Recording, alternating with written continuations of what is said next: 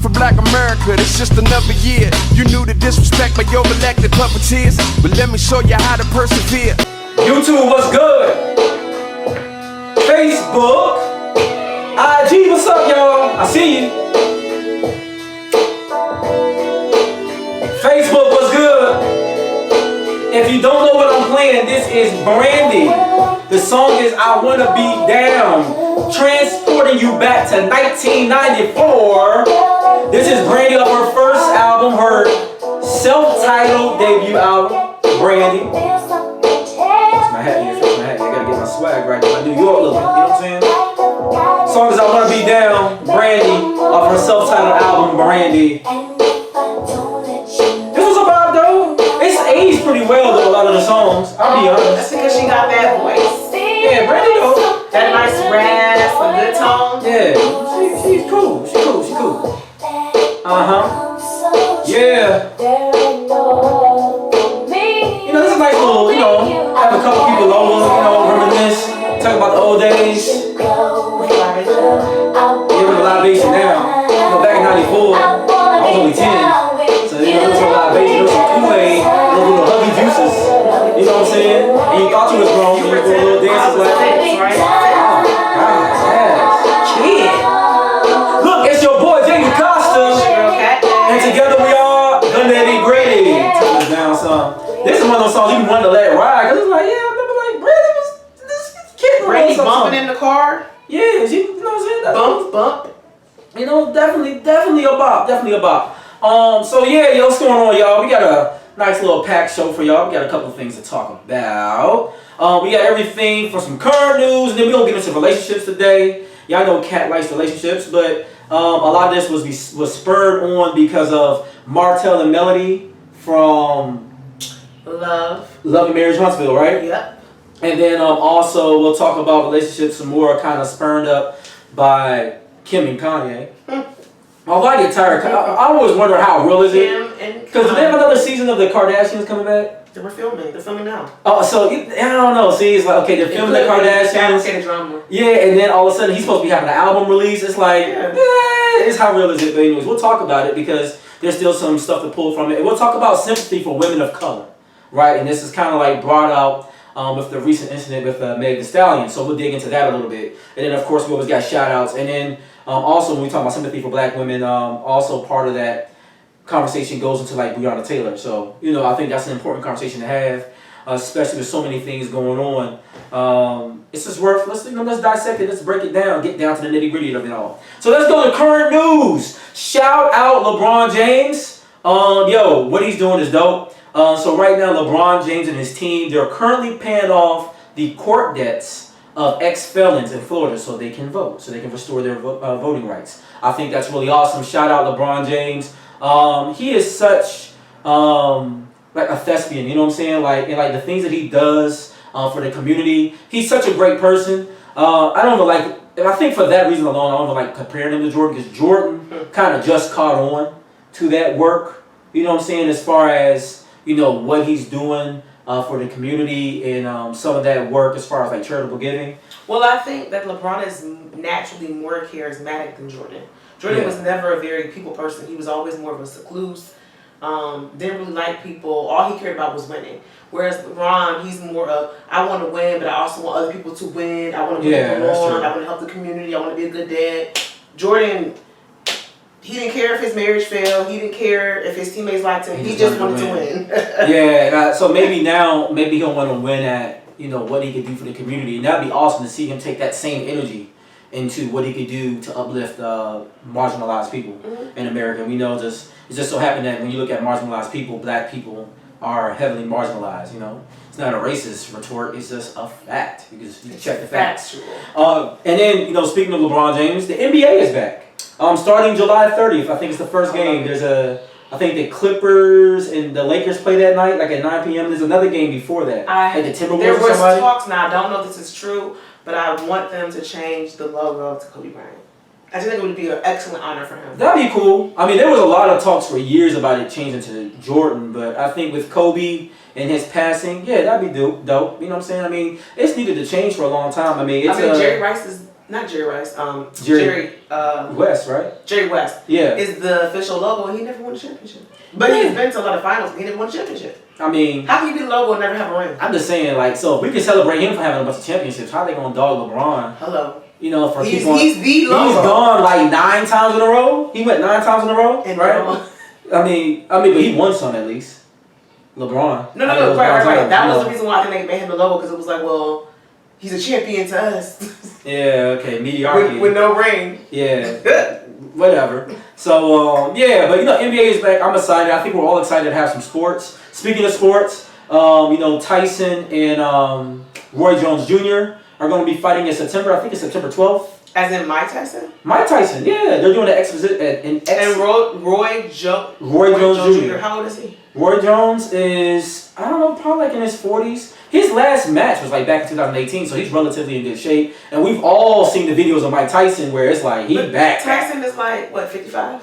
He's up there. He's got to be in his 50s. I don't think that's... But it's an exhibition match. So it's not like a real match. Like, they're not fighting for a title. They're not fighting to get back into fighting. It's just an exhibition match. So it's for fun. There'll be an undercard too. What does that mean? So that means there'll be a match before the match. And even that match is Nate Robinson, the basketball player. He's fighting the one boy that's known for the... I still have a question. I'm sorry. Okay. I know, but exhibition... Are you saying, like, how do I... It's just kind of like... I guess the question I have is, if I'm used to going for the ones who can... I mean, they're gonna fight, but at the same time, it's not like the match has no consequence to your record.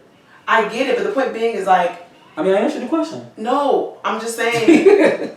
I get it, but it's like, you can't go... It's almost like, I play basketball, I mean, but I don't go full throttle. So it's like... No, it's almost like doing, like, all-star basketball.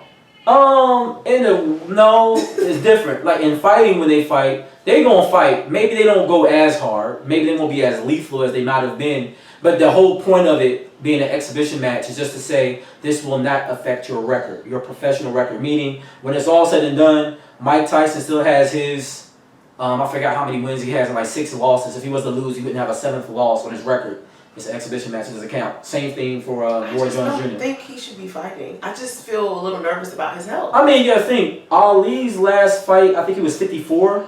Really? Yeah, I think he was like 54 years old in his last fight. And you see where he happened to him? Well, I mean, he was already showing his age when he fought. And definitely. Mike Tyson doesn't need to be doing that, and then next thing you know, we look up 10 years, he can't even remember what sentence he's on. I don't think that's gonna be a situation with them though. I don't see them going that hard at each other. I think this is pure entertainment. Even the undercard match is like pure entertainment. I think it's just gonna be just some sports for us to watch. We've been without sports for a long time. It's gonna be fun. It's gonna be fun to watch. People say that he's the greatest athlete of all time. Who? Muhammad Ali. Muhammad Ali? I agree with that.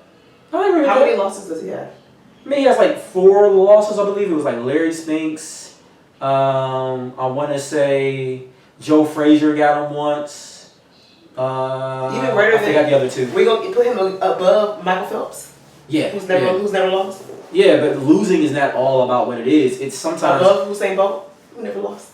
Yeah, definitely. First of all, Usain Bolt, I mean, like, when you think about how he competes and what his body endures versus what Ali had to endure, the things that he did, like, the George Foreman fight alone. Mike Tyson, Muhammad Ali, when he defended his belts, he defended them against some of the most other legendary boxers of all time. You're talking about Joe Frazier, you're talking about Joe Louis, you're talking about Larry Spinks, Moses, what do they call him? Black Moses. He had to fight George Foreman, and George Foreman, this is before, hey, Sergeant, what's good? Got middle. So you're putting him over Michael Jordan? Yes, I'm putting Muhammad Ali. Michael Jordan did a whole other sport. I think a lot of people will agree with me. Muhammad Ali went on a 5-year hiatus because he refused to join the draft as Cassius Clay. So first of all, he stood for something politically. Then on top of that, took a 5-year hiatus and still came back and was smacking them. Yeah, but Jordan never had shot us. I'll be curious to hear what you guys think. Who do you think is the greatest athlete of all time? I personally will say it is Muhammad Ali. I did not grow up with Muhammad Ali, so maybe I can't speak to it. I technically didn't go with Muhammad Ali. So for me, it is Michael Jordan. This is the man who left the NBA, came back, won 6 rings. I mean, he literally did the impossible. He went and did like baseball. And basically was almost a professional baseball player. Let's be honest, it's debatable if he's the greatest basketball player of all time. It's debatable. Not for me. Michael Jordan is still the best basketball player on the planet. To me. I mean, To me. to each their own, you know, but it's debatable. It is debatable at the end of the day. So, you know, we'll see. But happy to have the NBA back. Happy to have some sport events to look up to or to look forward to. So it should be fun. It should be fun. Oh, also, and finally in current news, this is actually going to bring us to our topic. But, so I know you guys seen the video that went viral. This was just absolutely crazy. Young lady, or actually she wasn't young. When I seen the mugshot, she looked like she was a seasoned woman, to put it politely. But yeah, she blew herself up, or at least trying to blow up her, vandalizing her boyfriend's car. I mean, obviously she did some damage to it because there was serious flames going on in the car. My thing is, it was that a Jeep. serious though? Yeah, you know, and that's the thing. It's like. And I think there's only speculation. I think I heard speculation that she was cheating on by him or something like that. But my thing is, no matter what rationale that somebody tried to come up with to justify it, at the end of the day, while cheating sucks and it's bad, it's not illegal to the court of law, right? But you know what it is? Vandalizing somebody's car, keying somebody's car, beating, and this is not just talking about women, men too. You beating up somebody because they mess with your woman. You shooting at a bama because they mess with your woman. You beating on your woman because your woman has slept around you. Guess what? Those things are illegal and they can send you to jail. So it's just best to take the L. Just be like, if she wants somebody else, Slim, if she in these streets, is she for everybody? Just let her be.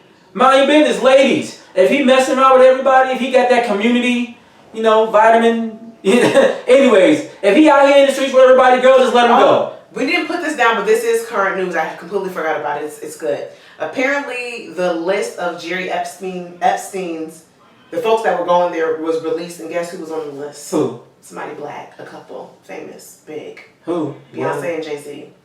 I mean, that's not hard to believe. There's been rumors about that already, that they was on that list.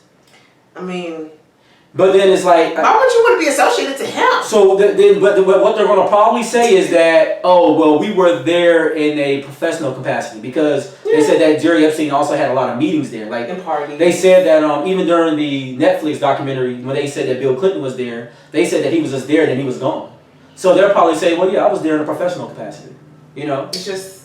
But at the same time, let's not front, like, now, they said that Beyonce and Jay-Z announced that they've been knowing each other for 19 years, right? Beyonce's how old? She's 37. 37. All right, so that makes her 18 when they met? 17 maybe? They've always said that they met each other, you know, then, so I don't know.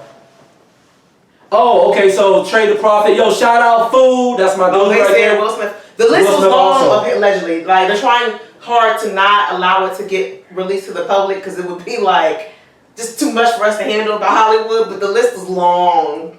Oh, okay. Well, you know what I'm saying? Them celebrities was just, you know, that was the thing to do. And if you in the chat, shout out where you're from so we can shout your city out, represent. I mean, you know, it'll be interesting.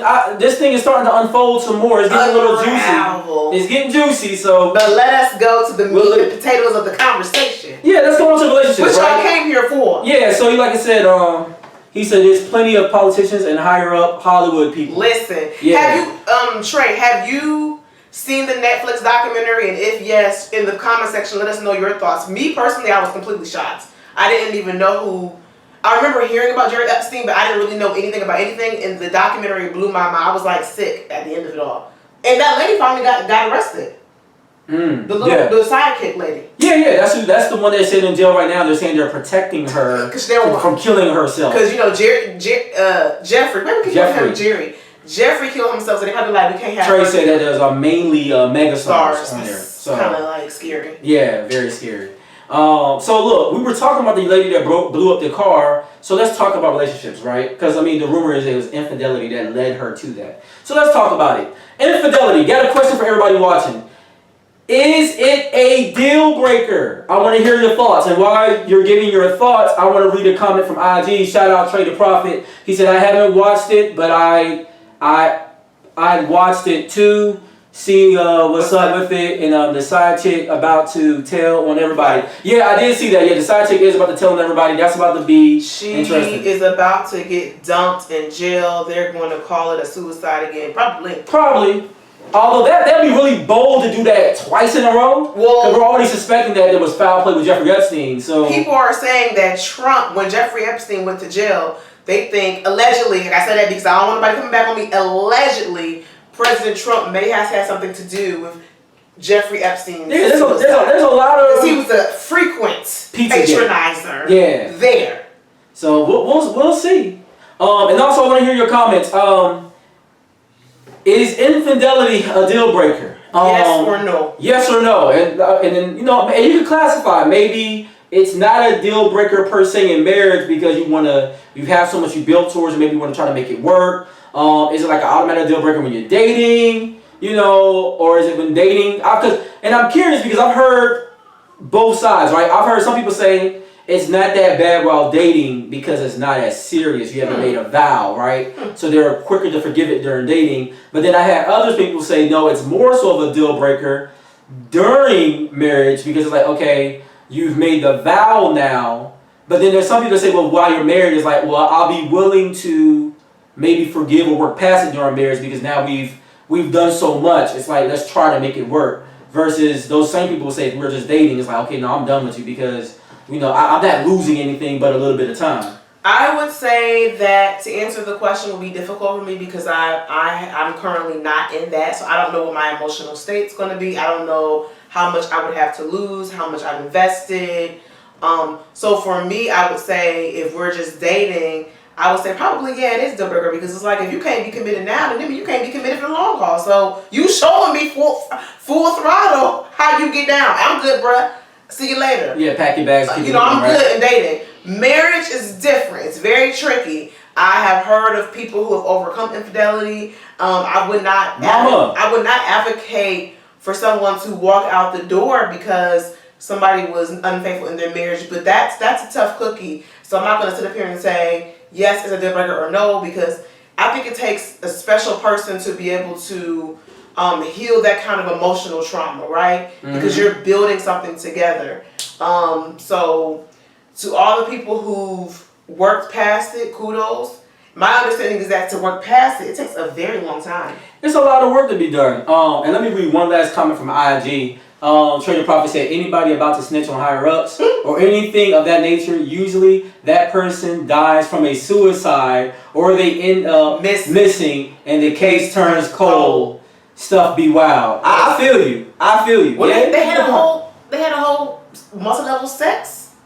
I don't even know which one to call it. Like, what do you call that? It was they were recruiting girls and then they were messing with underage girls. It was like multi-level marketing for like pedophilia, sex, rape, and human trafficking. They said like he touched or messed with like over like 500 girls in like a period of like years, like 2-3 years. Yeah, that's scary. So.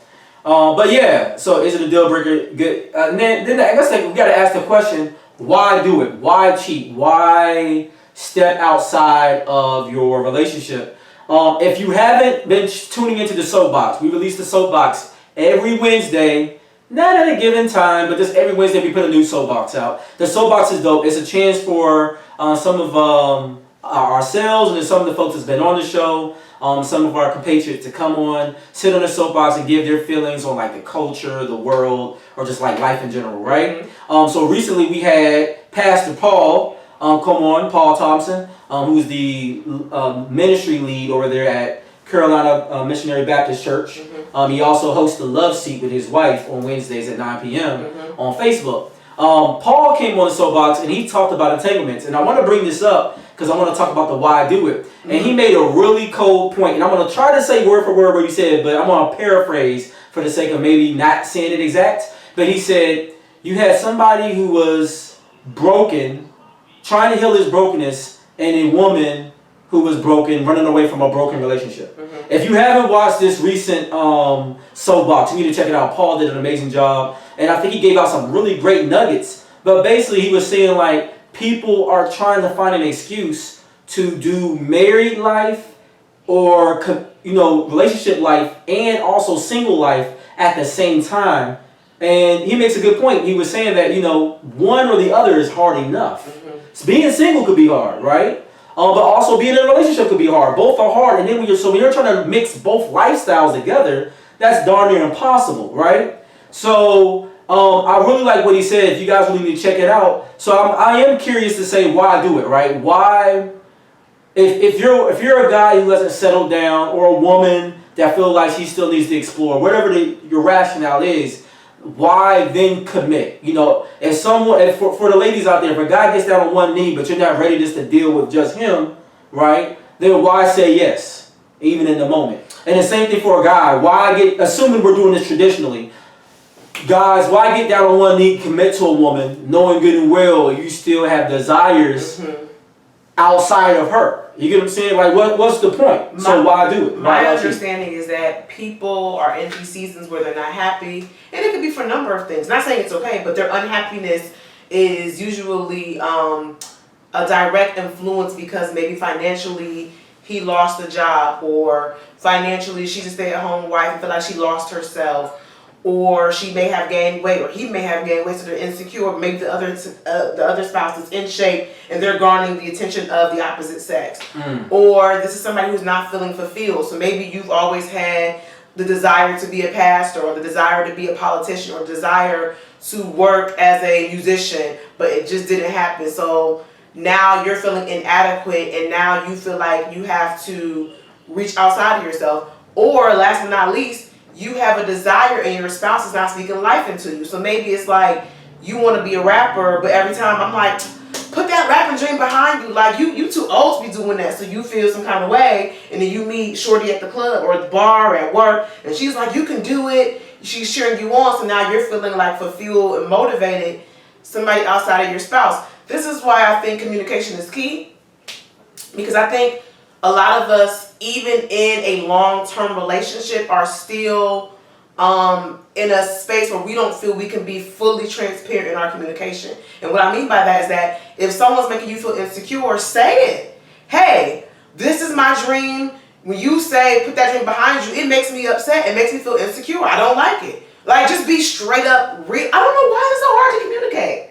Well, right? And be really real about how you feel. And then, so this is a good question. Is communication the best recipe or tool to preventing infidelity? I don't know. Right? And so I asked the question because I think something that I've heard said in various marriage books I've read, various classes I've been in, is that when you communicate your desires, right? So we know for some men, the rationale, the reason why they cheat is the woman they're with isn't, exciting enough and all that kind of stuff. But then when you start delving into, well, how did you communicate that sentiment to your spouse? And we see that there's a lack of communication or lack of understanding what it is. And on the other half of that commitment, sometimes the person asked to perform a certain kind of way or fulfill a certain kind of desire, they shut down that person's need and just dismiss it by saying that individual may, like they're looking at too many other things or whatever, and it's like, that's a problem with all you've been now, you're nasty. So that's still a break in communication, right? If the person you're with, there's one thing to even build up the courage to say, hey, I'm not totally satisfied with the arrangement, and I need you to do this because I like this more. And then I think some of the fear for certain men shouldn't be an excuse, but some of the fear is then the shutdown, which is still a bad part of communication, which is, oh, well, we ain't gonna do that, you just nasty, or whatever it is, oh, I don't got time for that, I don't got the energy for that. That's still a breakdown of communication, because once you make it dismissive, that's no different than using a very general, more common example here. That's the same as a woman going to her mate and saying, well, you don't take me on dates no more, you don't chase after me no more, and a man dismissing it by saying, well, I pay bills now, right? That's still a shutdown of communication. And we do know, based off studies, women are more apt to cheat in their later years than their earlier years, right? We see more infidelity on the side of women starting in like the late 30s and without, right? Because men tend to kind of get a little dry in the older years. They get a little focused, they get a little content, right? They get a little extra belly weight. They don't feel the need to chase because it's like, hey, I maintain. It's like, hey, I got lights on, there's food in the fridge, I do my part, do whatever. Hey, babe, I see you. Shout out Clarksville. So, yeah, so you get those individuals that get a little, content, and then women feel the need to be like, well, I want a little pizzazz, and you get some little young dude out there. Well, I think we have to. I think we kind of gotta go back a little bit, because I think part of the problem is that people feel like once I'm in a long-term relationship that I'm gonna always be happy, that this person makes me happy, and the root of happiness is not the other person. The root of happiness is yourself. And what I understand to be true through my own experience is that happiness is going to have to be. You have to almost find happiness in different ways in different seasons of life, right? Mm-hmm. Maybe what made you happy 5 years ago may not make you happy anymore. And I think that the problem is that we think, well, if this person does this, then I'll be happy. And we don't realize the 80-20 rule. No one's going to fully fulfill you, right? Mm-hmm. You have to be content with, you have to wake up every single day and make a commitment to yourself every single day. I need to be happy, and I'm going to have goals regardless of what my spouse is doing. I'm still going to rise to the occasion and meet God and be in a place of fulfillment. That's a good point. And then so enlighten people. So we kind of brought this conversation up. You watch Love and Marriage Huntsville, yes, right?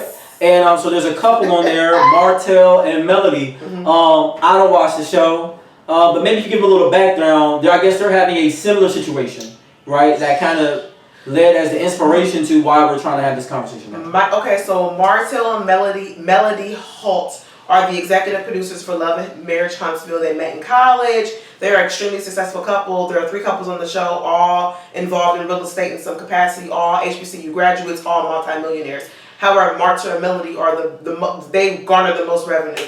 Long story short, Martell cheated on Melody for the past 4 years, in which he had a side chick who was a student at the Alabama A&M, really, really young, to the point where Martell and Melody about 37, 36-ish, and the side girl was 27, so he's 10 years her senior. Anyway, he was paying for her car, bought her BMW, paying for her rent. Melody found out, and it was like this back and forth, in which she was trying to build towards it, but come to find out he had 2 cell phones. He didn't want to break away from the side chick because he fell in love with the side chick. And then through therapy, we learned that part of the reason why he cheated is that he felt insecure, because initially when they decided to become business owners, he felt like his wife was garnering more attention, more celebrity status than him, and he was just like there as her lapdog, and he felt some kind of way. And when he would ask her for more sexual favors or more intimate time, she kind of was like, I'm focused on us building this business to the next level. My understanding is that because of her focus and trajectory, she was able to get them the TV show and other avenues of business that maybe he himself did not have the vision for. My understanding is that she's the visionary behind their success. So the question is, one, if someone is in a side relationship or affair, basically an affair, let's call it that. That's what Jada Pinkett Smith was in. If someone is in an affair, what is the difference between an affair versus your husband or wife cheating 1 or 2 times? So I think for some people, I can't speak for myself, but I can say for conversations I've had with men and women, the thought process is, similar thought process I've heard is that with an affair, right, especially I've heard women say this more than anything, and actually I've heard men too, I think with the affair, it's like the emotional attachment, right? You can't just say, I went in there, did my thing, and ran out, right? It's, no, you emotionally tied yourself to someone else, right? And that hits a little different, because it's like, you fell in love with somebody else. You know what I'm saying? Versus, I think people can rationalize, okay, you messed around with Michael B. Jordan looking type dude. He in better shape than me. He got the whole 6-pack, yada, yada, yada. I get it. You lusted after him. Or, the man messes around with, some, take your pick, some IG looking girl. And it's like, okay. Yeah, whatever. You know what I'm saying? It's like, okay, she came in there, flipping around doing some tricks. You're not in love with her. You just went in, did your thing. But at the end of the day, you know what I'm saying? I'm the one going on the trips. I'm the one being taken care of. So it's kind of like, I'm mad at you. Still might leave you because I'm upset. But you know what? I might get back around to being with you because if you did it out of lust. Maybe you can control that. Or that's something that I can give you, right? Because If it's a matter of you lusted after somebody else, okay, I can get in the gym. I can, boost up whatever sexual game, whatever it is you're looking for. I can provide that. But when it's you fell in love with this person, that means there's a whole character, there's a whole relationship. This person might make you smile differently, whatever. And that's something that I may not be able to replicate. You get what I'm saying? That's a whole nother personality. So I think part of that comes into play. You get what I'm saying? Well, and then I think sometimes the consequences of said cheating. So let's say if it is just physical, I think one of the things that most people can't forgive is when a baby. Well, that's part of their right? marriage situation too. That. He was telling me that happened. So yeah, when a baby the comes side about, chick got pregnant, and Melody got pregnant at the same time. That hurt. Melody kept the baby. That was baby number 4 for them. My understanding is that she had a very rough pregnancy because she was so stressed, and she contemplated getting the baby abortion because she's like, how can I bring a baby into the world when I don't even know if I'm going to be married to this man? I'm stressed. I don't want this baby right now. Tough. And he's gotten another person pregnant. The side chick ended up getting the abortion because she just felt like it was just too much. She's like, I don't really want to be involved. She should have felt that way before she got in love with him, though. But now it's too much. She's like, I don't feel like being involved. I don't want to be involved. I think she was more focused on, I like collecting the check. I like the good times. But I don't necessarily know if I want to be committed to someone this messy because as a side chick, you kind of have to know if a man is doing this on his wife, if I get with him, what he going to do with me? I mean, you're going to have a side chick that you're dealing with too. You know what I'm saying? So I guess the last question with this topic, and I guess we can move on, is in regards to Melody and Martell. He said that he felt she was getting too big.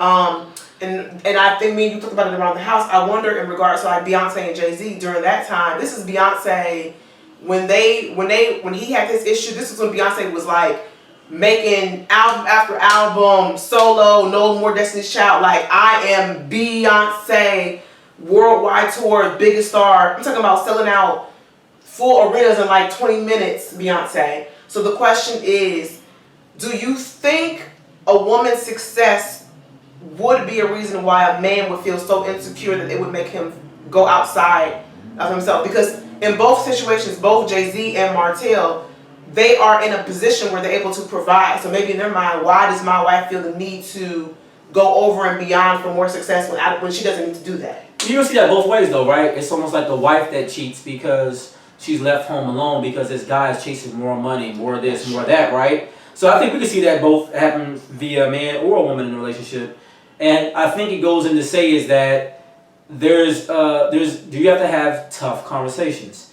If you feel away, if you feel insecure, whether you're the man or woman, you need to be able to have that conversation. Say, hey, look, this is how X, Y, Z makes me feel. Prime example, the couple from, I think it's Atlanta Housewives, what's the lady named Candy? Oh, yeah, she's Candy in the show The Shy, right? Yeah. And she's doing a lot of sexual things in there. And the guy, her husband, Todd, right? Mm-hmm. He expressed to her, if I'm saying this correctly, that, why are you doing this? We already have enough success. Yeah. So why are you putting your body out? I just want you here to be here with the family. And we've seen both men and women say that. That's look, we don't need success that much that you're compromising our family. It's okay, yeah, we want money, but it goes to show you that there's not enough money to buy happiness. I mean, Will Smith is worth $350 million by himself, and I think Jada's still worth $10 million or $20 million by herself, right? That's still a lot of money. We're not sneezing at $10 million. You know how happy I'll be to wake up tomorrow with $10 million because about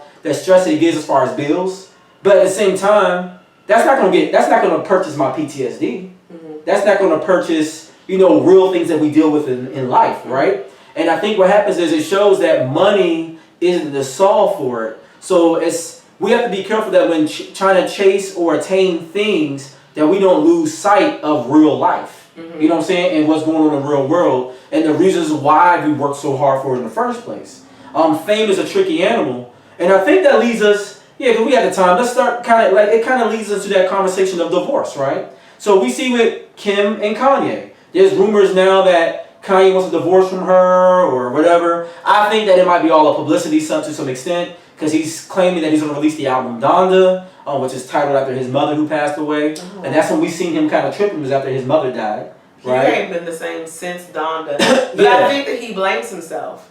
Because my understanding was that he was her, what do you call it, caregiver. When something happens, you know how you have somebody that signs, and she went under the knife for plastic surgery. It wasn't like she did a surgery and she had cancer. It was like she went for plastic surgery. Yeah, yeah. So like, you know, so I know he feels a way about that, and then also we know that the Kardashians have another season being taped. So you wonder if it's fake, but something real about it is I think the insecurities are real, right? He went on a rant last week where he's like, he thought Meek Mill, another rapper, messed with this girl because they met at the Waldorf Astoria. Although people do have professional meetings at hotels. They do it in DC all the time. You think about it. You said that. Yeah, you gotta think about it. People go to the Mayflower, they go to the West End for these actual professional conferences all the time. People rent rooms there. I don't feel like Kim was in it. I mean, I don't know, but she don't check me as right. At least right now. I don't think Meek Mill would mess with his girl. I don't think they. So, but I think it was professional. But it does say something about a woman that he married had a whole sex tape, right? And still insecure. The dude that made the sex tape with his wife made a whole song saying I hit it first, right? Then on top of that, she, during the marriage, takes all these naked pictures and risque pictures. She dressed in a very provocative way. And ladies, I'm not trying to take away your right to dress the way you want. I know Black Twitter will come for me in a heartbeat over that. But it is something to say or something to consider that when you dress a certain kind of way, there are ignorant people out there that will respond to that, right? And while we want men to be elevated, or people in general to be elevated, not to lust after that kind of way, we know we can't elevate all the world. If we can do that, we can get rid of racism, poverty, everything in one fell swoop. So since that didn't happen overnight, don't expect men to elevate their minds overnight. And with that in consideration, you know that when you wear certain clothes, you're going to, especially in certain environments, you're going to gain a certain amount of attention. And that may create a certain kind of insecurity. And once again, if you're not communicating the insecurity or the other half of communication, how you receive it, right? So if I'm Kanye and I tell you, and we seen a live video of this on IG, where Kanye said when Kim dresses a certain kind of way, it makes him feel a certain kind of way. We saw that live ourselves. We shouldn't be seeing that much of their business, but we seen that. But then we also saw the second half of communication, which was dismissal on Kim's part. Like, basically, no, you tripping. You get what I'm saying? So then, when you get this outrageous response, which that outrageous response can lead to him messing around with another woman that maybe present herself more wholesome. That could lead to him saying crazy crap on Twitter, him, freaking out. Same thing for women. That's her claim to fame. You can't be mad when Kim been Kim. That's her brand. Her brand is to be sexy. But so that goes to say for men and women both, when girls go after the popular guy in school who was always kind of hoeing around campus or hoeing in this person, you met him in the club. You know what I'm saying? He was Mr. Smooth. Let me buy you a drink and all your friends at the club. So what did you? And then when you marry him, you expect him not to be Mr. I know all the hot spots. Mr. I know hot girls. I know all the hot girls. I be at all the parties. I be at every spring break. I have to take a guy's trip. You knew this before you married him. But somehow, I think we get in our heads, people in general, that somehow once we put the ring on the finger or we say I do, that this is going to change. But even during the whole process, y'all were taking relationship photos and engagement photos, and he was doing his best to be sexy. Not for you, but he for the streets. She wanted to have everything, all her assets on. Look, she wanted all her assets on display because she was out here for the streets. I'm just saying, Jada for the streets. That's what they say. I don't know. She for the streets out here. Look, before August, there was Mark Anthony. It ain't no secret at this point, all right? She was telling her husband the whole time. All I know is that saying. A lot of people on the streets choose divorce, and when I've talked to people who've chosen divorce, many of them I get two responses. One saying it was irrepensible. Am I saying the word right? When you can't solve it, what is the word I'm looking for? Irreparable. Irreparable. That's the one selection. And then there are people who were like, I think we could have made it if I would have fought harder. I could have, looking back on it, I didn't really give it my best shot. I won it out too easily. And I hear that often. I hear people say, like, you know what, maybe if I would have just been a little more humble and a little more willing to compromise, I could have stayed put. So. Yeah, it's sad. I mean, I will say this, and before we move on to our next subject, is when it comes to divorce, I will hope that, because the marriage rate in America, period, and for all those judgy church folks out there, the rate is no different within the church. The marriage, the divorce rate in the destruction of marriage is bad no matter where you place it, right? We see it heightened like in certain professions like police or military, but marriage rate is bad in America, period.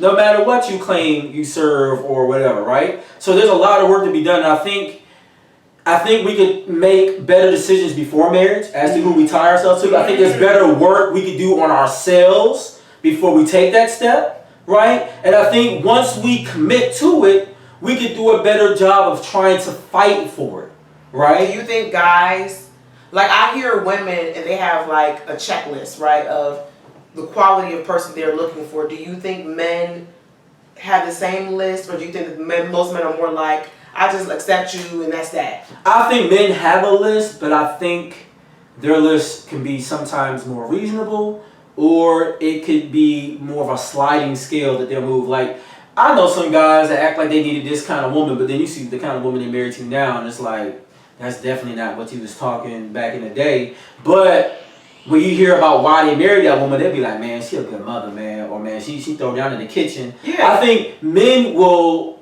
it seems from what I've seen, y'all tell me if I'm wrong or if y'all feel differently. Yo, shout out my man Sven, my favorite member of Phi Beta Sigma. You know what I'm saying? But yeah, I would say I think for men, we're more likely to look at qualities outside of looks and say, you know what? No, I'll rock with her because outside of looks, I don't know about that. I think we'll make that amends faster. It doesn't seem that way. Yeah, he throwing it up. No, Juan. The number one thing men, that's the problem with men. That's the problem. You're saying it backwards. The problem with men is that men only look at looks for the most part. I'm just basing it off of conversation. And then after the fact, they're like, she don't really have no conversation. She really ain't that smart. She really can't cook. She really can't clean. But she got a fat butt though. I mean, that's like, men. Well, but I think did you go on a date? Did you have coffee and talk? But in general, most men don't think. But I think in general, I think more men, will come to that realization a little faster as far as blah blah blah. Because I mean, at the end of the day, men don't have the issue getting married. Women are the ones having the issue. There's blogs for women. You don't really hear too many men get on.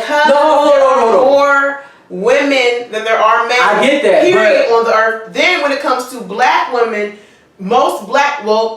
I don't hear too many men getting on the soapbox crying about getting married. I need to do a soapbox. Before we go to the next topic, let me break it down for you crystal clear one last time. We need you to do a soapbox. As to why black women have a hard time getting married. Number one, there are more women, period. Black, white, Asian, Latino than men. That means that for every woman, if there was to be a matching mate, there's going to be a subset of women who don't have a husband. Number two, for black women, there are more black women who are educated. Right now, we are the most educated demographic in America. So if you're a black woman who's thinking about generational wealth, you may not be really trying to date the corner boy, okay? Like you want somebody who's going to be bringing home paper the same way you are. Number three, there is a subset of black men growing increasingly every day who just simply ain't into black women. They're gay. They like men. Number four, there's a lot of black men, and we know it to be true, who are incarcerated. So just the availability of black men just don't exist. And then last but not least, because all of these factors, you have black men who know the cream of the crop, they're educated, they know they can pull girls, they ain't trying to settle down. They're like, why would I settle down? I am living my best life. I'm a lawyer here in DC. I got booty out the putang. I got a Latino chick, an Asian chick, a white chick. I'm free for all. And and then the last factor is, a lot of these black men, I hate to say it, but based upon the comments that you guys have and the kind of women you go after, I think you have a deeply rooted insecurity in which you're not even attracted to black features. You want the Karuchis of the world, and she's gorgeous, I get it, but they don't want me or a regular black chick. They want a biracial chick. So I'll let you go on your rant. Didn't say nothing. That's why black women have a hard time getting married. So I didn't say anything, I let her go on a rant, right? Mamie's not agreeing with you. She said wrong. She feels like men do think about that stuff. But I will say this. So let me ask you a personal question. Mm-hmm. Are you in a relationship currently? I am.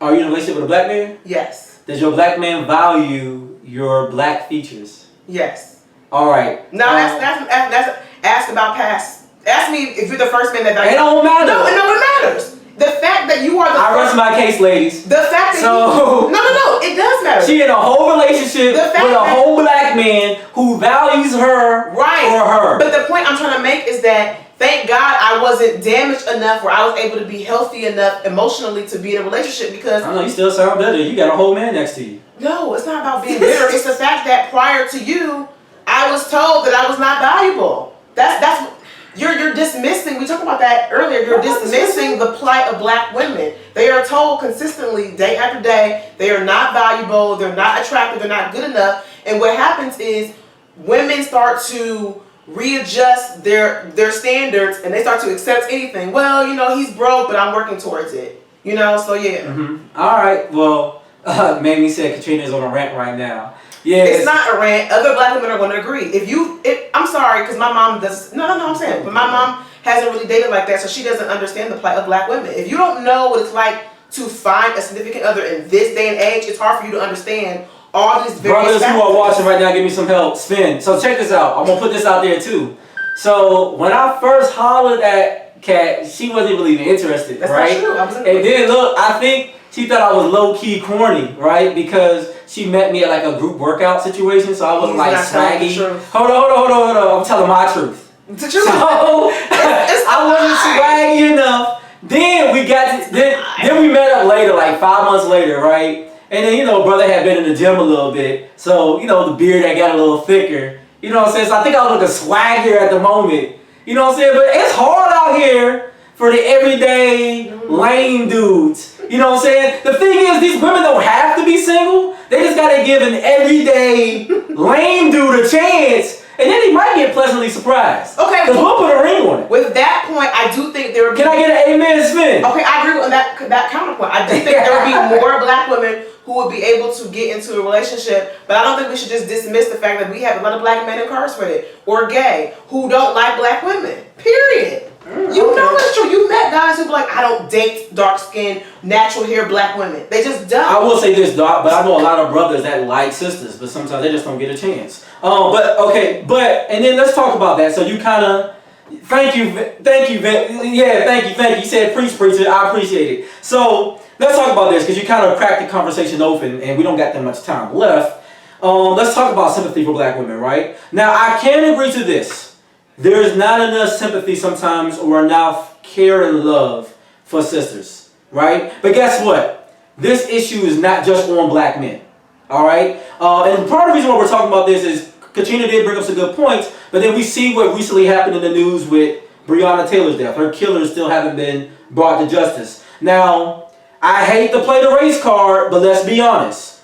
When that white woman got raped in Central Park, they were bloodthirsty to find someone who did it. To the point that they convicted 5 young teenagers that had nothing to do with it. The DNA evidence, the physical evidence, nothing suggested that these young black men had anything to do with this young white woman being raped, right? But there's a certain kind of sympathy that I think women of color don't experience that white women in this country experience. And that's part of the equality basis that we do need to confront here in America, right? I do believe that if Breonna Taylor was white, justice would have been served. Even if they had to get fake justice, justice would have been served, right? Or if Breonna Taylor was a man, there would have still been a bigger outcry. Because there are equally as many black women who have been shot and killed by the police as there are black men. We don't know their names. But and then also, even when I think about Meg Thee Stallion situation, right? I would say I watched the Joe Budden podcast. I watched... For the audience and they don't know. Oh, okay. So for those that don't know, Meg Thee Stallion is a rapper. She's been rumored to have a relationship with Tory Lanez, who is also another rapper, singer, quasi-performer, right? Because, you know, he does rap. He's in like different lanes. So the rumor is that they're in a relationship. They went to a party in Beverly Hills. They went to Kylie Jenner's house. And I guess the rumor is that Meg Thee Stallion, mind you, she's 6'1", I think, or 5'11", something like that. Tory Lanez is a very petite man. He's like 5'3", maybe $120. He was flirting with somebody. They're saying that he was flirting with Kylie Jenner or someone else there at the party. Meg got mad. They got into a different kind of entanglement, more right? And they said that Meg was putting them hands on him, right? And I guess things got out of hand. He was getting She was tagging him up. And then the rumor is that then he shot her, right? Shot her in the foot.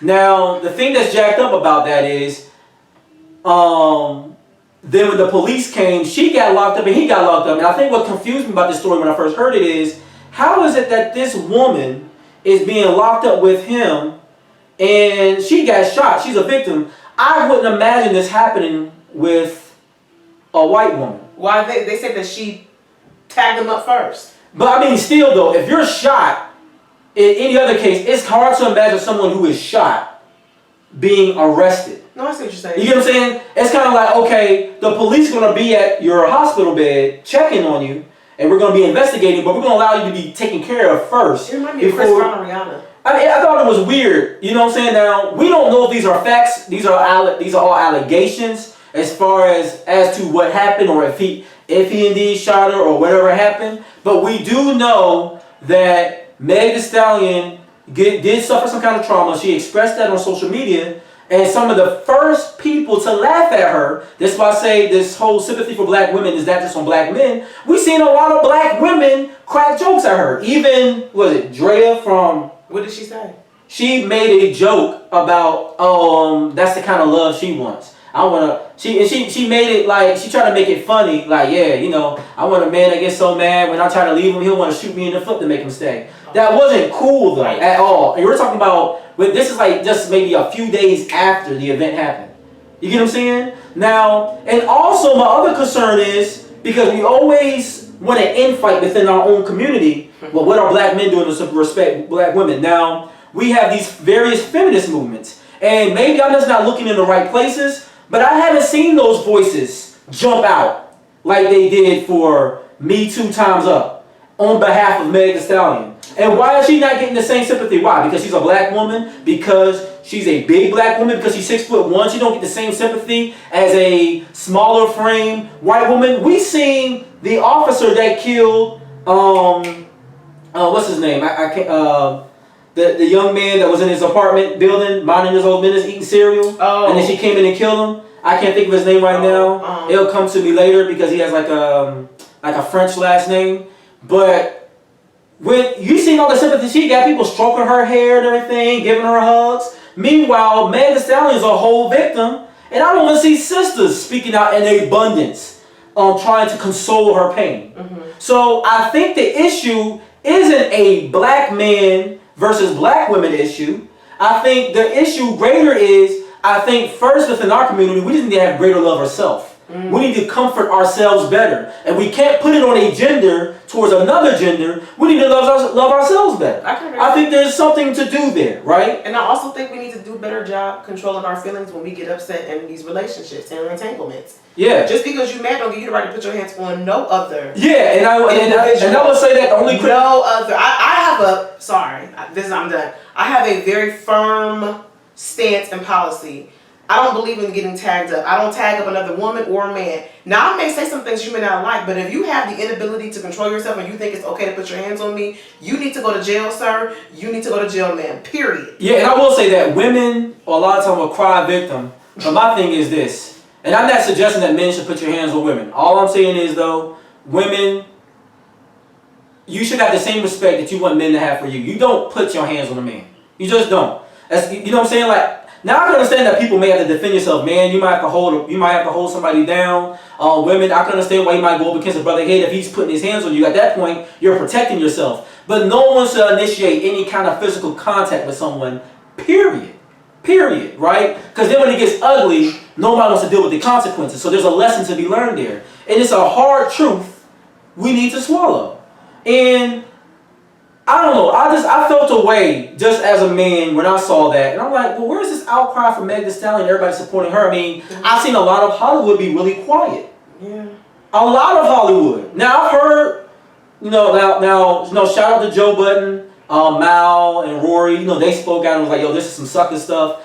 If Tory Lanez did that, he's a sucker, and he should be canceled. Or as Charlamagne the God says, we don't need more cancel culture, we need more counsel culture. So yeah, we might sit somebody down on the bench and be like, listen, we don't need to worry about your music right now. We need you to get yourself together. Chris Brown got canceled immediately at the Rihanna. And my thing is, after years later we found out, not that I'm saying it's okay, but we found out that she was in the car and they were fighting and she was scratching on him and punching him, and it's like, It's all too much. It's a lot going on. I think like what's the thing? We don't try to justify any kind of abuse, but It's too much. I think there is something to say that I think the root cause, if you learn to love yourself, right, and then you start learning to love your community and other people and value people that look like you, then it's hard to, in the middle of George Floyd, Breonna Taylor, Black Lives Matter, to even think to ride for a gun and shoot someone that looked like you, let alone someone you're supposed to be physically involved with, right? I think if your focus is so much the movement, and we've seen both Meg Thee Stallion and Tory Lanez speak up and effort with the movement. They've been at protests and things of that nature. It almost negates all of that if you're going to turn a gun or your fist to somebody just because you get a little jealous or just because something pop off. It's just not necessary, and I think our community could better learn to love ourselves and each other. Would you recommend that people read the 48 Laws of Power because it talks about how to control your emotions? No, we ain't spitting candy like that to everybody. Yeah, but part of what we're talking about is the inability to control your emotions. I think people could stand to learn from that. But that's a certain kind of level of discipline. I don't know if y'all ready for that. That might be a soapbox with me when I start talking that, that gangster with y'all. Y'all ain't even ready for that. I've been trying to impart that to my closest friends and my children and stuff like that, but I don't know if the Nitty Gritty Show is even ready to get real like that. You know what I'm saying? Y'all ain't even ready for that kind of talk. Okay. Y'all might mess y'all up. Y'all might be like, oh man, this is next level. You But know what I'm I saying? do think that if he who can control his emotions, that's a better life for you. You can have the inability to control your emotions. You're gonna always be in some stuff. That's true. That's true. So, I mean, these are some things to think about. And one thing we like, look, even if you're watching this after the fact, YouTube, or later on posted on IG or Facebook, feel free to leave comments. We like to see the comments. And we like to see other people's thoughts. Like, this is all about engaging thought and process, and then maybe pushing people to think past the norm and look at actual solves for how we move better. We're not trying to enforce or encourage further argument, but how do we heal, right? And this is a platform focused on the healing of these things, not the furthering of why we have this anxiety or this emotion towards one another. So I think that's something to think about. Let's go to some shout outs because we only got a little bit of time left. Shout out Regis Feldman. He just passed away, I think it was 3 or 4 days ago? Something like that. He passed away earlier this week. And he was, 80-something years old? 88? So, shout out to him. I remember my mom used to write Regis and Kelly all the time back in the day when it was out. And then we know that he's already passed away. We shouted him out last week, but shout out again, John Lewis. Today was part of his memorial. They took him across the Peters Bridge, right? And that was key. Dope. Yeah, I thought that was cool. And when you think about John Lewis and getting into good trouble, you know what I'm saying? And I think it's important during this time that people realize that these protests. And people are speaking out at the job, and they may be chastised for it, but that is, in fact, good trouble, right? And you have to recognize that's good trouble, just like the Boston Tea Party was good trouble, right? When we destroyed so much imported tea because we felt like we were being overtaxed as a colony from England, right? So we have to recognize good trouble, and we need to recognize it early, not so many years after the fact, because you know what? A lot of people will defend Martin Luther King now that he's a national staple. You can see him at the Tidal Basin. He has his own memorial. But you know what? Y'all shot him too. Right? So don't talk about what peaceful protest is when the king, literal king of peaceful protest, was killed for that very same thing. Right? So that's a little something to think about. So those are some shout outs there. I didn't see any birthday shout outs. I was looking for them. So if you have one, you can throw one in real quick. If not, I'm going to bless y'all with a tune. So I wanted to really kind of celebrate the ladies tonight. So I played some Brandy earlier, right? And then this is Katrina loves 90 R&B, y'all. So I'm trying I'm trying to do something for the lady of TNGS. And I hope all the ladies, I hope all the ladies appreciate. So this was from SWV. I remember this song first came out. I remember it was dope because, they sampled the Michael Jackson on it, right? So this is SWV. It's from their It's About Time album that dropped in 1992. I was only 8 years old, but I remember this song. And the song is right here. It's the Human Nature Radio Mix. So hey, we're gonna leave out with a nice little bop. Look, it's your boy Jay DaCosta. And together we are the Nitty Gritty. Thank you guys for watching. Don't forget to go to www.squadlocker.com. Look up the Nitty Gritty Show, right? And check us out. Get some swag. A hat, a shirt. We got Adidas. We got